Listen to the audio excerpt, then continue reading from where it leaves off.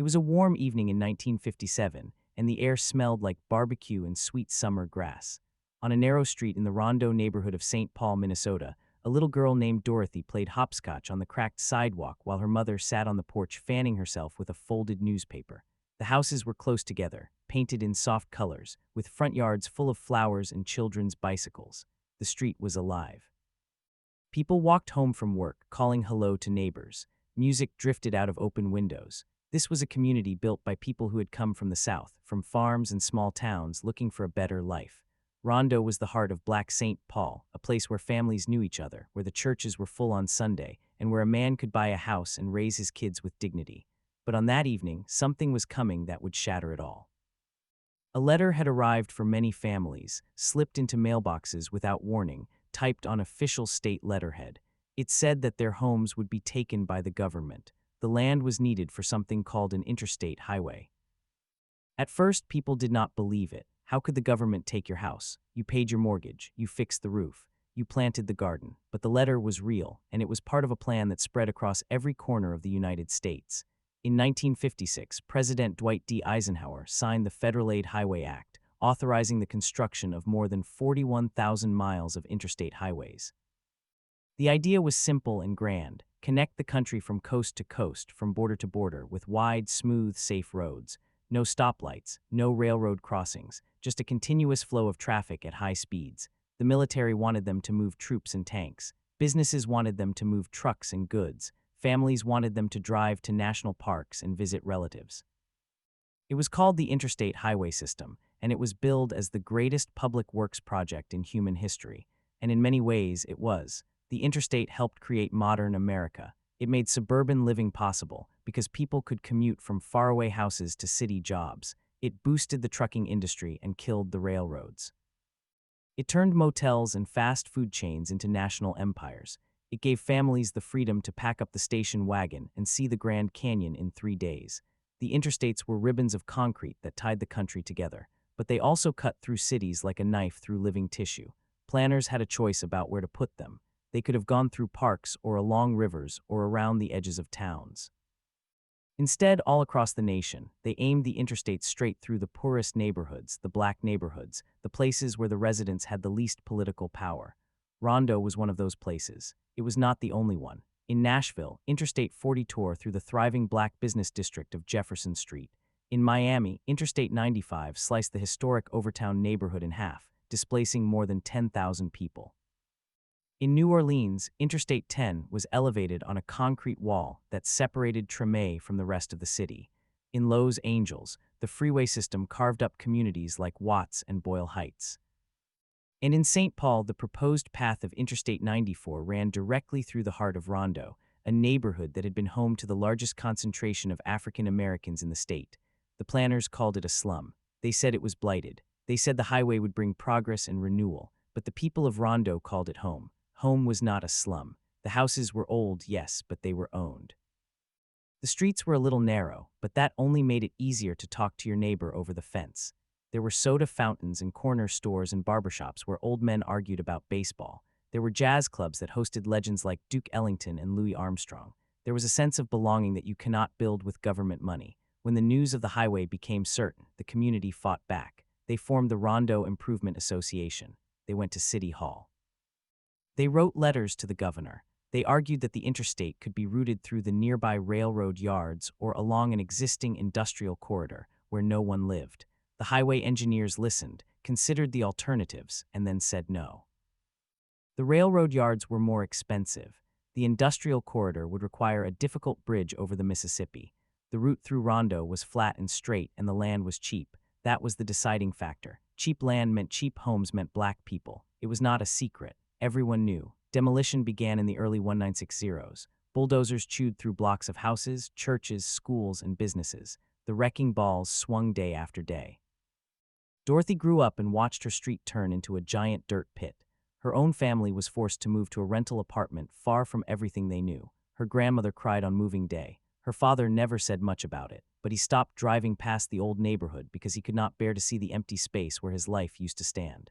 The highway took nearly 2,000 homes. It displaced more than 500 families. It erased an entire community from the map. Where houses had once stood, there was now a roaring six-lane highway. Cars and trucks screamed past at 70 miles an hour, carrying people from the suburbs to the shopping malls on the other side of the city. No one stopped. No one noticed the ghost of a neighborhood beneath the asphalt. The damage was not just physical. The highway acted like a wall. It split St. Paul into two halves. North of the interstate, the city became poorer and more isolated. Job opportunities moved south. Grocery stores closed. Investment dried up. The children who grew up in the shadow of the embankment had less access to parks, to libraries, to the riverfront. The hospital that had served the community was demolished. The fire station was moved. The police stopped patrolling the streets across the highway. It was like a dam had been built, and on one side the water stopped flowing. That story repeated itself in dozens of cities across America. The interstates were supposed to unite the country, but in the places where they carved through urban cores, they divided cities along racial and economic lines. The very word interstate became a symbol of division, a concrete scar on the landscape. Today, when people talk about the highway that split America in half, they often mean many highways, but Interstate 94 is a perfect case study. It runs from the Canadian border in Montana all the way to the shores of Lake Michigan in Detroit, crossing 4 time zones and a dozen states. In every city along its path, it cut through poor neighborhoods. In Chicago, it destroyed the black community of Bronzeville. In Milwaukee, it carved up the near North Side. In Detroit, it erased Paradise Valley, a vibrant business and entertainment district for African Americans. But perhaps no place suffered the loss of identity more intensely than St. Paul. The Rondo neighborhood exists today only in memories, in photographs, in a few scattered houses that survived because the bulldozer went a different direction. Every year, former residents gather for a reunion. They hug each other and tell stories. They hold a photograph of the old neighborhood and point to the spot where their house used to be.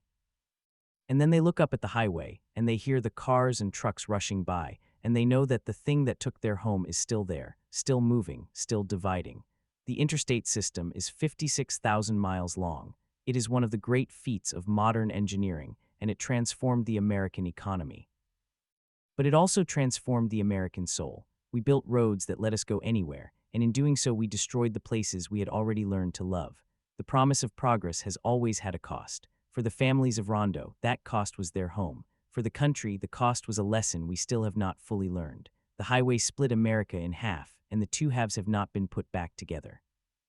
In the coming segments of this episode, we will travel from coast to coast, following the path of Interstate 94 and the other interstates that tore through the nation's cities. We will talk to people who lived through the destruction. We will examine the politics and the planning that led to these routes. We will ask whether it is possible to repair the damage, to stitch a city back together. And we will look at the growing movement to tear down highways, to bury them, to turn them into boulevards that connect instead of separate. The interstate that split America in half may one day become the road that helps heal it. But first, we need to understand what really happened when the bulldozers came to a neighborhood called Rondo. The story of Rondo, like so many others across this country, begins not with the bulldozers but with a piece of paper. The Federal Aid Highway Act of 1956 was a grand vision, signed into law by President Dwight D. Eisenhower, who had been inspired by the German autobahns he saw during World War II. The idea was simple: build a network of high-speed roads that would allow the military to move troops and equipment quickly across the continent, and in peacetime, let Americans travel and trade with unprecedented ease. The federal government would pay 90% of the cost. The states would handle the planning and construction. It was the largest public works project in human history, but the law contained a crucial detail that would determine the fate of neighborhoods like Rondo. It said that the highways should be routed through blighted areas whenever possible. Blighted was a word that meant poor. It meant black. It meant brown. It meant communities that had no voice in the corridors of power. The engineers and planners who drew the maps were not malicious men. They were professionals doing a job. They looked at the city of St. Paul and saw a grid of streets, a river, a downtown, and a tangle of railroad tracks. Their job was to design a road that would move cars efficiently from one side of the city to the other. They considered 3 routes. The first went along the Mississippi River, but that would require expensive bridges and would interfere with the city's water supply. The second went through an industrial area near the railroad yards, but that would involve relocating factories and rail lines, which was costly and complicated. The third route went straight through Rondo. The land was cheap. The houses were small. The residents were not the kind of people who could hire lawyers or lobby Congress. The decision was made in a few meetings, in a few memos, in a few quiet conversations between men in suits. The people of Rondo were not invited to those meetings. They were not consulted about the future of their own homes. They were simply informed that the highway was coming and that they would have to leave. But the people of Rondo did not give up without a fight. They organized, they marched, they petitioned. They held church meetings where preachers spoke about the injustice of a road that would destroy a community. They sent a delegation to the state capitol. The governor at the time was Orville Freeman, a liberal Democrat who had worked with the civil rights movement. He listened to their pleas. He understood the pain, but he also understood that the interstate system was a golden opportunity for the state of Minnesota. It would bring federal money. It would create jobs. It would connect St. Paul to the rest of the country. The governor expressed sympathy, but he did not stop the highway. The federal government had already approved the route. The contracts had already been signed. The bulldozers were already warming up their engines. There was a lesson in that silence, a lesson that echoed across the decades. Sympathy without action is just another form of permission. The demolition began in 1960. It did not happen all at once. It happened block by block, house by house, street by street. The city sent out notices to residents, telling them they had 30 days to vacate. Some families packed up their belongings and left quietly, too tired or too scared to fight. Others refused to leave. They sat on their porches and watched the bulldozers approach. The police came. The sheriffs came. The eviction notices were posted on doors, and then the wrecking balls swung. The first house to go was a small bungalow on Rondo Street, the home of a woman named Gertrude James. She had lived there for 40 years. She had raised 5 children in that house. She had planted rose bushes in the front yard. When the bulldozer knocked down her front wall, she stood across the street and wept. A photographer captured the image. It ran in the local newspaper with a caption that said something like "Progress comes to Rondo." The word progress was used a lot in those days. It was a way of justifying the destruction, of telling everyone that the loss of a community was a small price to pay for the greater good. But what was the greater good? The interstate was supposed to bring prosperity to St. Paul. The planners promised that the highway would attract new businesses, create jobs, and increase property values. In some ways, they were right. The interstate did bring economic growth to the region. But that growth did not flow back into the neighborhoods that were destroyed. The people who lost their homes did not get new jobs in the factories that sprouted along the highway. The businesses that replaced the corner stores were chain restaurants and gas stations, owned by corporations far away. The tax revenue that came from the new development went to the city government, not to the displaced families. The promise of progress was a promise that was kept only for those who already had power. For the people of Rondo, progress meant displacement. It meant poverty. It meant being scattered across the city like seeds thrown into the wind, never to take root again. The scattering is one of the most painful parts of the story. When a neighborhood is destroyed, the people do not simply move to another neighborhood together. They go in different directions. Some move to public housing projects on the other side of the city. Some move to suburban apartments that are too far from their jobs and their churches. Some move in with relatives in other cities. The network of relationships that held the community together is broken. The grandmother who watched your children after school is now 40 miles away. The barber who knew your son's name is gone. The church where you were baptized is now a pile of rubble. The people of Rondo did not lose just their houses. They lost their community. They lost the fabric of their daily lives. And that kind of loss cannot be measured in dollars. It cannot be compensated by a check from the government, not that any meaningful check ever arrived. The federal government paid for the land, but it paid barely anything. The houses were appraised at a fraction of their true value. The homeowners were offered whatever the county assessor decided, and the assessor was not in the business of generosity. Many families received a few $1,000s for a house that had been in their family for generations. They took the money because they had no choice. And then they went out into a city that was still deeply segregated, where they could not buy a house in most neighborhoods because of racial covenants and redlining. The highway had taken their homes, and the housing market had taken their opportunity to find a new one. The story of Rondo is not just a story about St. Paul. It is a story about America. In city after city, the same pattern played out. The interstate highways cut through the heart of black and brown communities, destroying the economic and social fabric that had taken generations to build. In Birmingham, Alabama, Interstate 65 tore through the black business district, wiping out dozens of businesses that had served the community since the days of Jim Crow. In Richmond, Virginia, Interstate 95 cut a swath through Jackson Ward, a neighborhood known as the Harlem of the South, where black entrepreneurs had built a thriving economy despite segregation. In Baltimore, the construction of Interstate 83 destroyed the thriving black community of Old Town, displacing thousands of families. In St. Louis, Interstate 44 and 70 carved up the historic neighborhoods of Mill Creek Valley, wiping out over 5,000 homes and 100 businesses. In each case, the justification was the same. The neighborhoods were blighted. The highways would bring progress. The residents were told to be patient, to trust the planners, to believe that the future would be brighter. But the future never came for those neighborhoods. The highways brought noise, pollution, and isolation. They brought concrete barriers that divided the city along racial lines. They brought a message that some communities were disposable, that the needs of drivers passing through mattered more than the lives of the people who lived there. The impact of these highways on health and safety is another part of the story that is often overlooked. When a highway runs through a neighborhood, it brings a constant stream of traffic, and with it comes air pollution. Diesel fumes, particulate matter, nitrogen oxides, all of it settles into the lungs of the people who live nearby. Studies have shown that children who grow up near major highways have higher rates of asthma, lower lung function, and poorer overall health. The noise is relentless, a constant rumble that disrupts sleep and raises stress levels. The risk of accidents is higher. Pedestrians are more likely to be hit by cars. The sense of safety that comes from a quiet street is replaced by the fear of traffic.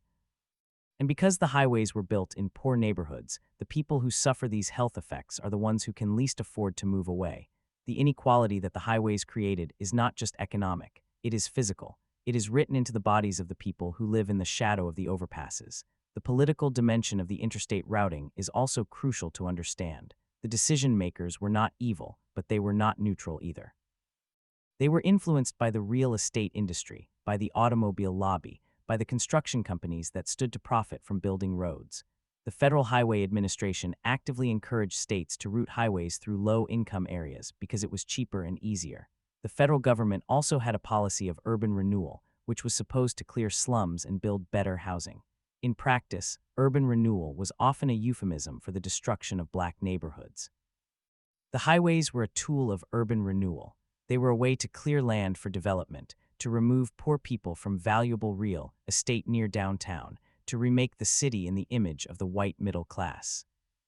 The people of Rondo understood this. They knew that their neighborhood was being sacrificed so that white suburbanites could drive to work faster.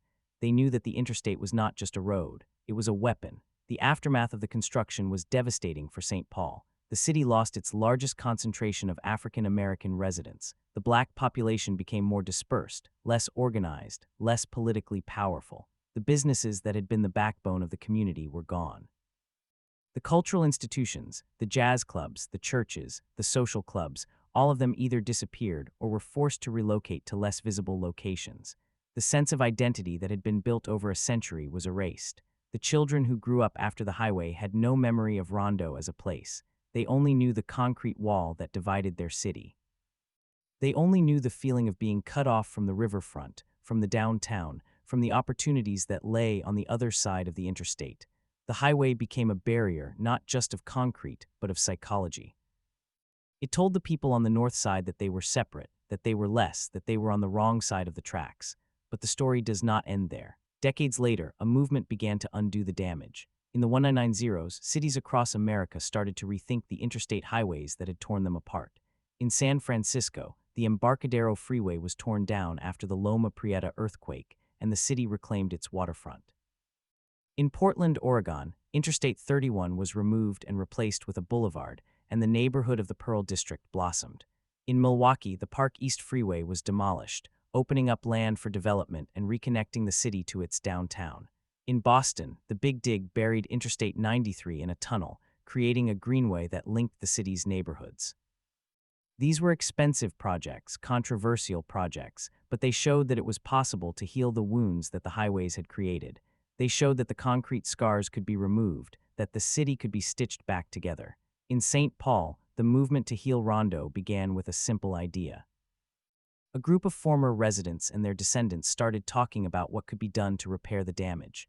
They remembered the neighborhood. They remembered the warmth and the community. They wondered if it was possible to bring it back. They formed an organization called Reconnect Rondo. Their vision was audacious: to build a land bridge over Interstate 94, a cap that would cover the highway and reconnect the neighborhoods that had been severed. The land bridge would be a park, a plaza, a place where people could walk from north to south without hearing the roar of traffic. It would include affordable housing, community space, and a memorial to the neighborhood that was lost. It would be a physical symbol of repair. The idea was not just about transportation. It was about justice. It was about acknowledging the wrong that had been done and taking action to correct it. Reconnect Rondo spent years studying the feasibility of the land bridge. They met with engineers, urban planners, and community leaders. They applied for grants. They lobbied the state legislature. They raised awareness through documentaries and public events. In 2021, the Minnesota State Legislature allocated $5 million for a feasibility study. In 2022, the federal government awarded a grant of $1.2 million to advance the planning. The project is still in its early stages. It will cost hundreds of millions of dollars. It will take decades to complete. But the fact that it is being considered at all is a testament to the power of memory, to the determination of a community that refuses to be erased. The people of Rondo may have lost their houses, but they did not lose their hope. And hope, as it turns out, is the most powerful force in the world. The conversation about highway removal is gaining momentum across the country. In Rochester, New York, a section of Interstate 490 is being studied for removal. In Dallas, a plan to cap Interstate 345 is moving forward. In Syracuse, the Gaton Viaduct is being torn down and replaced with a street-level boulevard. In Detroit, the I-375 is being removed to reconnect the historic Black community that was displaced. In each city, the same questions arise. How do we balance the needs of commuters with the needs of communities? How do we repair the damage that was done? How do we create cities that are equitable and just? There are no easy answers. The interstates are still essential for commerce and travel. The trucks still need to move goods. The people still need to get to work. But there is a growing recognition that the highways do not have to be barriers. They can be bridged. They can be buried. They can be rebuilt in ways that respect the people who live nearby. The story of the interstate that split America in half is not just a story about concrete and steel. It is a story about power and powerlessness. It is a story about who gets to decide what a city looks like. It is a story about the value we place on some lives over others. The planners who drew the lines on the maps were not thinking about the people of Rondo. They were thinking about efficiency, about cost, about speed. They were thinking about the big picture, and in the big picture, a few hundred families did not matter. But those families did matter. Their homes mattered. Their community mattered. And the fact that they were sacrificed for the convenience of others is a stain on the history of this country. The interstates connected America in ways that were unprecedented, but they also divided America in ways that are still with us today. The two halves have not been put back together. The question is whether we have the will to try. The question is whether we have the will to try. And across the country, there are signs that the answer might be yes. In city after city, ordinary people are organizing, demanding that their neighborhoods be stitched back together. They are not waiting for politicians to act. They are forming coalitions, conducting studies, and building public support for the radical idea that highways do not have to be permanent. The movement is slow, but it is real. It is happening in places that most Americans have never heard of, in neighborhoods that have been ignored for half a century. And each small victory, each feasibility study, each land bridge proposal is a reminder that the damage done by the interstates can be undone. Take Detroit, for example. The story there is similar to St. Paul, but also uniquely its own. The I-375 highway, named for the Chrysler Freeway, was built in the 1960s. It was designed to connect downtown Detroit to the eastern suburbs, and it cut directly through the historic Black neighborhood of Black Bottom. Black Bottom was a vibrant community, home to jazz clubs, restaurants, and a thriving working class. It was the heart of Detroit's African-American culture, but like Rondo, it was deemed a slum by city planners. The highway project, combined with urban renewal, wiped Black Bottom off the map. Thousands of families were displaced. The businesses that survived were pushed into other neighborhoods where they struggled to rebuild. The highway itself became a physical barrier between the downtown core and the remaining residential areas to the east. For decades, the community on the other side of I-375 was cut off from employment, from shopping, from the life of the city. The highway was a moat, and the people on the other side were left to fend for themselves. But in the 2010s, a movement arose to tear down I-375 and replace it with a street-level boulevard. The Michigan Department of Transportation, under pressure from community activists and city officials, began a study to consider the removal. The plan is not just to rip out the concrete, but to rebuild the neighborhood that was lost. They envision affordable housing, parks, and commercial space along the new boulevard. They want to reconnect the streets that were severed. They want to bring back the grid that was destroyed.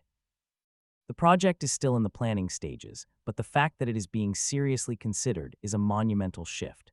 It represents a recognition that the highway was a mistake, that the damage it caused was not an accident but a policy choice. And if Detroit, a city that has been battered by decades of decline and disinvestment, can contemplate removing a highway, then there is hope for every city. The movement to remove highways is not just about correcting past injustices. It is also about building a more sustainable future. The interstate system was designed for a world that no longer exists. It was designed for a time when cheap gas was abundant and the automobile was king, but we are living in a different era now. Climate change is forcing us to rethink our dependence on cars. The cost of maintaining aging infrastructure is skyrocketing, and the social costs of car-centric development are becoming impossible to ignore. Cities are rediscovering the value of walkable neighborhoods, of public transit, of dense, mixed-use communities. The highways that once seemed like progress now look like albatrosses. They divide neighborhoods, they create traffic jams, and they encourage sprawl. Removing them is not just a symbolic act. It is a practical investment in the future of the city, but the path to removal is fraught with obstacles. The most obvious is money. The cost of demolishing a highway and rebuilding the street grid is enormous. The Big Dig in Boston cost over $15 billion. The smaller projects in Portland and Milwaukee cost hundreds of millions. The Reconnect Rondo land bridge will likely require billions. And the federal government, while it has increased funding for transportation through the Infrastructure Investment and Jobs Act, has not made highway removal a priority. Most of the money is still earmarked for repairing existing roads and bridges, not for tearing them down. The political will to fund these projects is fragile. It depends on a coalition of environmentalists, community activists, and elected officials who are often at odds with each other. The automobile lobby is still powerful. The construction industry prefers to build new roads rather than remove old ones, and many suburban commuters who drive into the city every day are loath to lose their freeways. Yet despite these obstacles, the movement continues to grow. In Syracuse, New York, the Yeton Viaduct is being torn down and replaced with a street-level boulevard called the Community Grid. The project is expected to cost over $2 billion and take a decade to complete. The viaduct was built in the 1960s, and it isolated the predominantly black neighborhood of the 15th Ward. The community fought for years to have it removed. They argued that the viaduct was a physical and psychological barrier that kept people from accessing jobs, schools, and healthcare. The State Department of Transportation initially resisted, but the community refused to give up. They held protests, they conducted studies, they lobbied state legislators. In 2019, the state finally agreed to remove the viaduct. The decision was a landmark victory for the movement. It showed that grassroots organizing could overcome the inertia of the transportation bureaucracy. The Syracuse story is still unfolding. The removal has not yet begun. The community is now fighting to ensure that the new boulevard is designed in a way that benefits the people who live there, not just the commuters who drive through. They want the boulevard to include affordable housing, green space, and safe crossings for pedestrians and cyclists. They want to make sure that the new development does not lead to gentrification, that the people who were displaced by the highway can afford to come back. The struggle is not just about removing concrete. It is about building a new vision for the city, a vision that puts people before cars. And that is a long and difficult process, but the community is committed. They have seen what happens when highways are allowed to stand. They are not going to let that happen again. In New Orleans, there is a similar fight over Interstate 10. The Claiborne Expressway, a section of I-10 that runs through the historic Treem neighborhood, was built in the 1960s. It sits on a concrete viaduct that looms over the street. The neighborhood beneath the expressway is the birthplace of jazz. It is home to Congo Square, where enslaved Africans used to gather on Sundays to play music and dance. The expressway was built directly over Claiborne Avenue, which was once a thriving commercial corridor lined with oak trees. The highway destroyed the street. It cast a shadow over the neighborhood. It turned a vibrant avenue into a dark, noisy, and dangerous space. For decades, the community has been calling for the expressway to be removed or capped. They want to bring back the oak trees. They want to restore the neighborhood. They want to reclaim their heritage. In 2022, the Louisiana Department of Transportation announced a study to consider the removal of the Claiborne Expressway. The study is funded by a federal grant. It will take years to complete, but the announcement was a major victory for the activists who have been fighting for decades. They have been organizing, marching, and writing letters. They have held community meetings and created art installations to imagine what the neighborhood could look like without the highway. They have formed an organization called Claiborne Corridor Cultural Innovation District, which aims to preserve the culture and history of the area. The group has been working with architects and urban planners to design a future where the expressway is gone, and the street is once again a place where people can gather, shop, and celebrate. The fight over the Claiborne Expressway is not just about transportation, it is about cultural survival. The Treem neighborhood is one of the most historically significant African American communities in the United States. Its music, its food, its traditions are part of the fabric of American culture. The expressway threatened to erase that culture, to turn a living community into a forgotten space. The activists are not just fighting for a road, they are fighting for their identity. They are fighting to make sure that the next generation knows what it means to walk down a street lined with oak trees, to hear the sound of a brass band floating through the air, to feel the pulse of a neighborhood that refuses to be silenced. And they are winning. But the road to repair is not a straight line.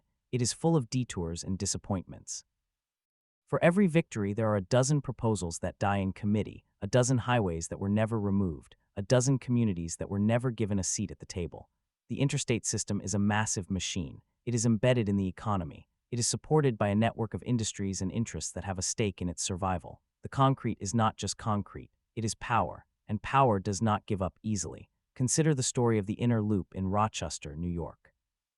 The Inner Loop was a sunken highway that cut through the city's center, separating downtown from the adjacent neighborhoods. It was built in the 1960s, and it created a moat around the downtown core. In the 2010s, the city decided to fill in a section of the loop and replace it with a street-level boulevard.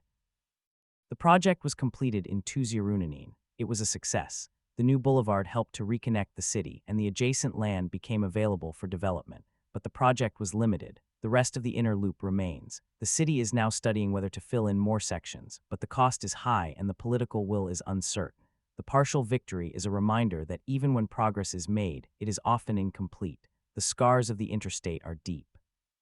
They cannot be healed with a single project. In Milwaukee, the Park East Freeway removal was celebrated as a triumph. The freeway was torn down in 2002, and the land was opened up for development. The neighborhood of the Park East Corridor has since seen billions of dollars in new investment. Hotels, apartments, and office buildings have risen where the highway once stood. The city is more connected, more walkable, more vibrant, but the removal also had unintended consequences. The land that was freed up quickly became valuable, and the development that followed was largely market rate. The low-income residents who had lived near the freeway were priced out. The community that was supposed to benefit from the removal was displaced again. The lesson is that highway removal, on its own, is not enough. It must be paired with policies that protect vulnerable residents. It must be part of a larger strategy of equitable development. This is the challenge that faces all of the communities that are working to undo the damage of the interstate system. How do you repair a wound without causing new injuries? How do you create opportunity without creating displacement? The interstates were built on a foundation of racial and economic injustice, and that foundation still exists. The removal of a highway does not automatically eliminate the underlying inequities. It can actually make them worse if it leads to gentrification. The activists in Rondo, in Detroit, in Syracuse, in New Orleans are acutely aware of this. They are not just fighting for a land bridge or a boulevard. They are fighting for a process that includes the people who have been most affected. They are fighting for community control over the land. They are fighting for affordable housing that will allow the descendants of the displaced to return. In St. Paul, the Reconnect Rondo organization has made equity a central part of its vision. The land bridge is not just a park. It is a vehicle for reparative justice. The organization is working to ensure that any development on the cap includes affordable housing, that it is owned by the community, that it provides jobs and opportunities for the people who live in the surrounding neighborhoods. They are trying to learn from the mistakes of other cities. They are taking a long view. They know that the land bridge will not bring back the Rondo that was lost, but it can create a new Rondo, a neighborhood that honors the past while embracing the future. It can be a place where the story of the displacement is told, where the names of the families who were forced out are remembered, where the culture that was scattered can find a home again. The work is slow. It is hard. There are days when it feels like the interstates will never come down. But there are also moments of grace, moments when the vision becomes tangible. In St. Paul, there is a small park on the north side of I-94. It is called Rondo Commemorative Plaza. It is a tiny patch of green with a plaque and a few benches. It sits just feet away from the roar of the highway. On a quiet day, you can stand there and imagine what the neighborhood looked like before the interstate came through. You can feel the loss, but you can also feel the hope. The plaza was built by volunteers, by the descendants of the people who lost their homes. They built it with their own hands. It is a symbol of resilience, of the refusal to be forgotten. And every time someone stops to read the plaque, the memory of Rondo lives on. The interstate that split America in half is still there. It is still dividing neighborhoods, still poisoning the air, still telling the people on the wrong side that they do not matter. But the stories of the people who are fighting back are also there. They are written in the grassroots organizations, in the land bridge proposals, in the commemorative plazas. They are written in the faces of the children who will grow up in a city that is a little more whole. The will to try is not just a question. It is a movement, and movement, once begun, is difficult to stop. So the question is not whether we have the will to try. The question is whether we have the patience to see it through, whether we can hold on to the vision long enough to make it real, whether we can look at the concrete and see not a permanent scar, but a wound that can be healed. The answer lies in the hands of the communities that have been cut off. They have been patient for 50 years. They can be patient a little longer. And when the day comes that the last piece of concrete is removed, when the land bridge is finally built, when the children can walk from one side of the city to the other without ever touching the pavement of the interstate, they will know that it was worth the wait. They will know that the story of the interstate that split America in half does not end with division. It ends with reconnection. It ends with hope. It ends with a city whole again. And yet, for every story of cautious triumph, there is another that remains mired in the long, slow grind of bureaucracy. In Detroit, the I-375 removal project is a case study in the complexities of unraveling the interstate knot. I-375 is a short stub of highway that once connected the city's east side to the downtown core, but it was built directly through Black Bottom and Paradise Valley, two thriving African-American neighborhoods that were systematically destroyed in the name of urban renewal. The plan is to tear down the elevated highway and replace it with a boulevard that reconnects the street grid. But the project has been in the planning stages for years. Every study, every public hearing, every environmental review feels like a battle. The community that was displaced is now scattered across the city, and it is hard to bring people back to the table when they have been told for decades that their voice does not matter. Yet they come. They come to the meetings with their photo albums and their family stories. They point to the empty lots and say, "Here was my grandmother's house. Here was the jazz club where my father played trumpet. Here was the grocery store that was the heart of the block." They are not just fighting for a road, they are fighting for a memory. And the city planners, often well-meaning but trapped inside a system that rewards efficiency over equity, struggle to keep up. The boulevard will be built, that much is almost certain, but whether it will be built in a way that honors the past and serves the present is still an open question. The danger is that the new development will simply repeat the old patterns, that the land will be sold to the highest bidder, that the people who once called this place home will be priced out again. The activists know this. They are watching. They are organizing. They are demanding that the city commit to community land trusts and affordable housing quotas before a single shovel hits the ground. It is a long, hard fight, but they have been fighting for 50 years. They know the rhythm of this dance. In Syracuse, the removal of the Aton Viaduct is perhaps the most ambitious effort in the country to repair the damage of an interstate that cut through the heart of a city. The viaduct was a massive elevated highway that ran directly through the city's poorest neighborhoods, mostly black and brown communities. It was built in the 1960s, and it effectively separated the downtown from the surrounding residential areas. The city has decided to tear it down and replace it with a street-level boulevard known as the community grid. It is a bold plan that has been years in the making, but the process has been contentious. There were bitter fights over the environmental impact, over the cost, over the route. Some residents wanted a tunnel instead of a boulevard. Others wanted to keep the highway and simply improve the connections. The State Transportation Department, which holds the purse strings, was slow to embrace the community's vision. Activists staged protests, held rallies, and packed public meetings. They pointed to the health data, the economic disparities, the lost opportunities. They told stories of children who grew up with asthma from the highway fumes, of families who could not sell their homes because of the noise, of small businesses that died when the viaduct cut off their customers. And slowly, painstakingly, the state began to listen. The community grid plan was approved. Construction is expected to begin within the next few years, but the fight is not over. The state has promised to direct some of the economic benefits to the affected neighborhoods, but the details are still being negotiated. The activists are not taking any chances. They are forming coalitions, hiring their own planners, and raising funds to ensure that the community has a seat at the table during every stage of the project. They know that the real work begins after the highway comes down. That is when the land becomes valuable. That is when the developers start circling. And that is when the community must be strong enough to hold on to what they have fought for. The Dayton fight in Syracuse is a microcosm of a larger struggle playing out across the country. It is a struggle between the old paradigm of transportation planning, which sees highways as neutral infrastructure, and a new paradigm that recognizes the deep social and racial implications of every mile of concrete. The old paradigm is dying, but it is not dead yet. The state departments of transportation, the Federal Highway Administration, the engineering firms that design the bridges and the interchanges, they are all products of a system that was built on the assumption that highways are always good. They have metrics for traffic flow, for cost per mile, for safety statistics. They do not have a metric for the loss of a community. They do not have a box to check for the grandmother who cannot see her grandchildren because the interstate makes it too dangerous to cross the street. The activists are asking them to invent new metrics. They are asking them to measure the value of a neighborhood, the worth of a culture, the price of a connection. It is a difficult ask, but it is not impossible. And slowly, the old guard is beginning to shift. In some states, transportation agencies are hiring community liaison officers. In others, they are funding studies that look at the health impacts of highways. In a few, they are even allocating money for restorative justice projects like land bridges and affordable housing funds. It is not enough. It will never be enough, but it is a start. And then there are the places where the interstate has not been removed and likely never will be. In cities like Baltimore, where Gate 3 cuts through the heart of the black community and literally casts a shadow over the streets below, the fight is not about removal. It is about mitigation.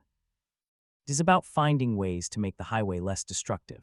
Community groups have planted gardens in the vacant lots under the viaduct. They have built murals on the concrete pillars. They have turned the spaces into farmers' markets and art galleries. They are trying to reclaim the land inch by inch. It is a guerrilla approach to urban repair. It is not a solution. It is a bandage, but it is a bandage that the community has applied with their own hands, and that gives it a different kind of power.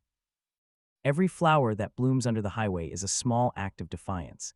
Every mural that tells the story of the neighborhood is a refusal to disappear. The people of Baltimore have learned to live with the interstate. They have not accepted it. They have simply found a way to survive, to carve out a piece of beauty in the shadow of the concrete. In the South, the interstates did not just divide cities, they divided regions. In Atlanta, the construction of I-20 and Gate 5 cut through the historic black neighborhoods of the old Fourth Ward and Sweet Auburn, the very cradle of the civil rights movement. The highways were used to reinforce segregation, to create a physical barrier between the wealthy white suburbs and the struggling black inner city. The legacy of that division is still visible today. The neighborhoods on one side of the highway are among the richest in the city. The neighborhoods on the other side are among the poorest. The average life expectancy can differ by a decade or more from one side of the overpass to the other. The activists in Atlanta are not trying to remove the interstate. That would be too expensive, too disruptive, too unlikely. Instead, they are fighting for something simpler and perhaps more radical. They are fighting for a seat at the table. They are demanding that the city and the state include them in the planning process for any changes to the highway, for any new development along its corridor.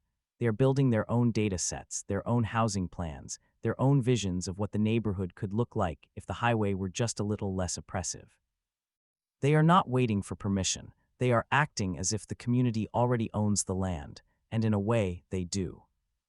They own it in memory, in tradition, in the stories that are passed down from generation to generation.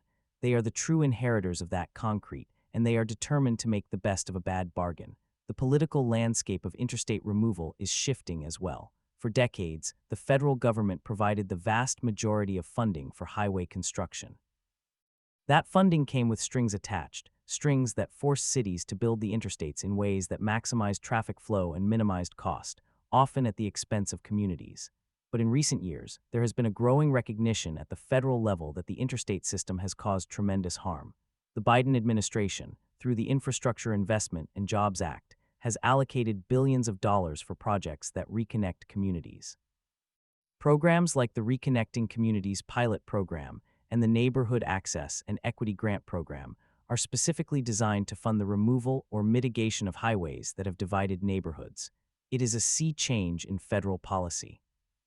For the first time, the government is explicitly acknowledging that the interstates were built on a foundation of racial injustice, and it is putting money where its mouth is. The applications for these programs have poured in from across the country. Cities that have been dreaming of highway removal for decades are now scrambling to submit proposals. The competition is fierce. Not every project will be funded, but the fact that the funding exists at all is a victory. It shows that the movement for repair has reached the highest levels of government. The fight is no longer just local, it is national, and the people who have been organizing in their neighborhoods for years are suddenly being invited to the table. They are being asked to help shape the policies that will determine the future of their cities. It is a responsibility they have earned through decades of struggle, but the federal funding is not a panacea. It comes with its own set of challenges. The application process is complex and time-consuming. The requirements for equity and community engagement are demanding. Some smaller cities, with fewer resources, struggle to put together competitive proposals. The risk is that the money will go to the places that already have the most capacity, the wealthiest cities, the ones with professional planning departments and political connections. The grassroots organizations that have been doing the hardest work are often the least equipped to navigate the bureaucracy. That is where the activists step in. They form coalitions, they share knowledge, they write grants together, they travel to conferences and workshops and training sessions. They are learning the language of federal policy. They are becoming experts in the fine print. It is a new kind of organizing, one that blends the passion of the community with the precision of the bureaucracy, and it is working. In places like St. Paul, the Reconnect Rondo Group has secured federal funding for their land bridge project. In Syracuse, the Community Grid Plan has received significant federal support. In Detroit, the I-375 project is moving forward with a $90 million grant from the Reconnecting Communities program. The money is beginning to flow, but the activists know that the real test is yet to come. The money will only go so far. The construction will take years. The politics will shift. New administrations will be elected. The priorities will change. That is why the activists are not just focused on the funding.